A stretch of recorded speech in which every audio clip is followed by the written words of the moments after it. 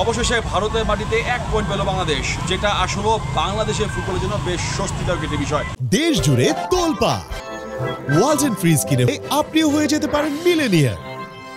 আমি ম্যাচ শেষ হওয়ার পর বেশ কয়েকজন দর্শকদের সাথে কথা বলেছি, তারা বেশ আগ্রহ নিয়ে এই কথাটা বলেছে যে আসলে সুনীল ছেত্রী এবং হামজা চৌধুরীর মধ্যে যে ফাইটটা, যে মহরণটা তারা দেখতে এসেছিলেন, তারা আসলে সেটা সুস্থ হয়েছেন এবং শেষ পর্যন্ত যে বাংলাদেশ ড্র করতে পেরেছে, তারা ড্র করতে পেরেছে এবং ইন্ডিয়া যে ড্র করতে পেরেছে তাতে তারা একটু ব্যথিত হয়েছে ঠিক, কিন্তু বাংলাদেশ ড্র করতে পেরেছে, বাংলাদেশ এত সুন্দর একটা ম্যাচ খেলতে পেরেছে, তাতে আসলে তারা বেশ খুশি হয়েছে। এবং তারা একটা কথা বলছে যে যেহেতু ফিরতি লেগটা জুন মাসে হবে, তাদের একটা প্রত্যাশা যে পরের লেগটা অর্থাৎ ফিরতি লেগে হয়তো বা তারা তাদের দল বাংলাদেশের মাটিতে জয় নিয়ে আসবে। বাট তার আগ পর্যন্ত বাংলাদেশে যতটুকু খেলা হয়েছে এবং তারা যতটা উপভোগ করে ম্যাচটা দেখেছেন, তাতে দর্শকদের প্রত্যাশা এবং প্রাপ্তির জায়গাটা একেবারে টইটুম্বু। কারণ সুনীল ছেত্রী ব্যাক করেছেন, হামজা চৌধুরীর ইনক্লুশন বাংলাদেশি ফুটবলে, তাতে তাদের মধ্যে যে একটা প্রাপ্তির জায়গা ছিল অর্থাৎ ম্যাচ দেখে সন্তুষ্টির জায়গা ছিল, তারা সেই সন্তুষ্ট পেয়েছে। হ্যাঁ, বাংলাদেশের ভালো কিছু সুযোগ ছিল গোল করা, যে সুযোগটা বাংলাদেশ আসলে কাজে লাগাতে পারেনি, বিশেষ করে প্রথম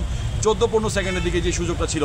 বাট তারপরও যে আরও একটা সুযোগ পেয়েছিল যেটা কাজে লাগাতে পারিনি, সেটার জন্য তারা বলেছে যে বাংলাদেশের আসলে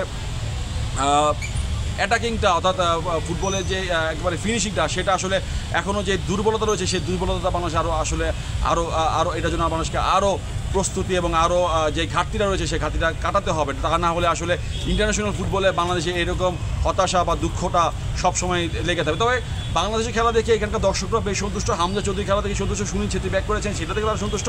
কিন্তু ফাইনালি যে বাংলাদেশ যে ভারতকে আটকাতে পেরেছে, যদিও এখানকার সব ভারতেরই সাপোর্টার, তারপরও বাংলাদেশ যে ভারতকে আটকে রাখতে পেরেছে, ভারতই ভালো সুযোগ পেয়েছিল গোল করা, সেই জায়গায় বাংলাদেশ আটকাতে পেরেছে। এবং মিতুল মার্মার কথা তারা অনেকবার বলেছে, মিতুল মার্মা দুর্দান্ত একজন গোলরক্ষক হয়েছেন এই ম্যাচে, তারা বেশ দর্শকরা বেশ প্রশংসা করেছে তার।